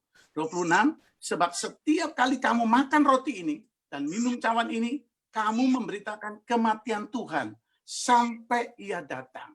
Amin. Jadi barang siapa, 27, dengan cara tidak layak makan roti atau minum cawan Tuhan, ia berdosa terhadap tubuh dan darah Tuhan. Karena itu hendaklah tiap-tiap orang menguji dirinya sendiri, dan baru sesudah itu ia makan roti dan minum dari cawan itu. Karena 29 terakhir, karena barang siapa makan dan minum tanpa mengakui tubuh Tuhan, ia mendatangkan hukuman atas dirinya. Saya coba mengingat kembali pengalaman waktu ayah saya bikin perjamuan kudus itu, dan ayah saya ambil roti dan anggur, dan dia berkata, waktu roti dan anggur itu dipegang oleh Yesus, dan dia berkata, inilah tubuhku, maka itu satu penciptaan terjadi. Jadi waktu kita makan, kita mengakui ini tubuh Tuhan. Dan waktu kita minum percaya ini darah Tuhan. Nah, waktu itu salah satu orang masih baru di gereja, di mana ayah saya gembalakan, dia ambil roti anggur itu dan dia keluar, dia makan bersama-sama dan menghina. Dia ludah ke samping gedung gereja di depan, dia ludah, ya, masa gini aja tubuh Tuhan? Dan apa yang terjadi? Dia kaget sekali, segumpal daging dan darah segar ada di dinding itu dan jatuh. Dan apa yang terjadi, saudaraku? Dia teriak nangis dan dia minta ampun sama Tuhan. Kami nggak tahu kenapa sehingga ayah saya harus keluar dari gereja itu karena mendengar suara jeritan yang keras sekali. Jadi kita semua akhirnya berhenti sebelum perjamuan jalan. Keluar ayah saya lihat orang ini menangis dan ayah saya tanya ada apa? Dan dia cerita kejadiannya. Jadi ayah saya masuk kembali dalam perjamuan kudus untuk mengatakan ini dia menjadi saksinya. Bahwa apa yang kita lakukan ini bukan upacara. Tapi ini sungguh persekutuan dengan tubuh dan darah Yesus. Jadi saya mau kita kembali kepada persekutuan itu. Jadi pelayanan kita semuanya tercipta karena ada persekutuan dengan Yesus Kristus. Basicnya 1 Korintus 1:9. Jadi kita akan akhiri dengan firman Tuhan tadi ini. Saya kalau sudah siap, saya boleh ambil roti. Kalau sudah siap ambil roti atau crackers yang ada, kita akan sama-sama berdoa dan menikmati persekutuan dengan Kristus, dengan kematiannya, bahwa hidup kita sudah dikuburkan, kita hidup bagi Kristus, dan kita mau ingat bahwa anugerah Tuhan yang besar itu atas hidup kita. Gak mungkin kalau nyawanya diberikan, masa dia tidak pikirkan masa depan, keluarga kita, dan sebagainya. Dia pasti peduli pada kita. Mari kita angkat roti ini, kita berdoa. Tuhan, terima kasih, kami percaya janji-Mu. Terima kasih untuk hamba-hamba Tuhan yang luar biasa. Hamba-hamba Tuhan yang berani bergerak, mati bagi Engkau. Di dalam pelayanan mereka, khususnya pesat, berkati mereka. Dalam nama Tuhan Yesus, Kau memberkati kami semua yang mengikuti perjamuan kudus pada hari ini juga. Kami terima tubuh ini menjadi tubuh Kristus. Kami satu, jarak berbeda, situasi berbeda, tapi kami satu dalam kuasa Roh Kudus. Dalam nama Yesus. Mari kita makan bersama-sama.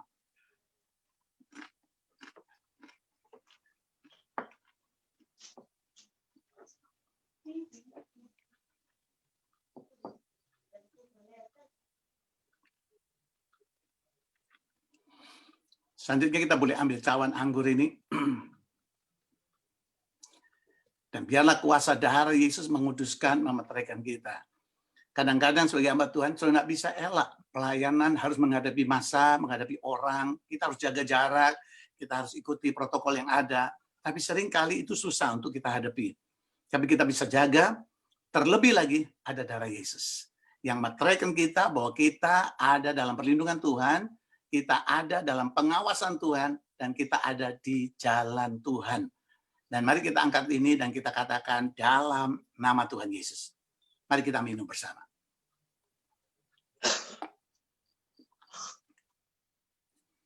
Mari kita berdoa beberapa saat ini. Tuhan Yesus, terima kasih untuk persekutuan yang indah ini. Teguhkan kami semua, khususnya Pak Jarod yang sering kali mengatur beberapa acara supaya kami hamba-hamba Tuhan boleh terikat menjadi satu kegerakan.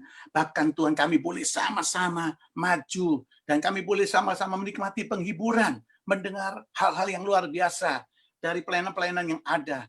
Berkati hamba-Mu Pak Jarod bersama istri, anak-anak, pelayanan yang ada, tutup bungkus dengan darah-Mu. Demikian juga Pak Roni Daud dan pelayanannya Tuhan Yesus dengan urapan-Mu, Kau yang meneguhkan dia menjadi orang yang bisa mengajar khususnya di GBI. Urapi dia dengan hikmat-Mu. Dan terima kasih untuk pelayanan desa terpadu. Baik Pak Hans dan seluruh tim pesat yang ada. Terima kasih untuk hamba-hamba Tuhan yang ada di Zoom ini juga. Terima kasih untuk orang-orang yang terlibat dan orang-orang yang ada dalam acara ini juga. Engkau meneguhkan kami kuat karena Engkau bersama kami. Kami akan jaga persekutuan kami. Lebih lagi ya Tuhan. Karena itu yang terpenting, itu yang membuat kami bertindak. Itu juga yang membuat kami bisa mengasihi jiwa-jiwa. Itu juga yang membuat kami boleh tetap teguh di dalam Engkau. Penghiburan dan berkat-Mu menyertai kami. Dalam nama Yesus kami berdoa. Amin dan amin. Tuhan memberkati saudara. Terima kasih Pak Jarod dan semua hamba Tuhan. Terima kasih.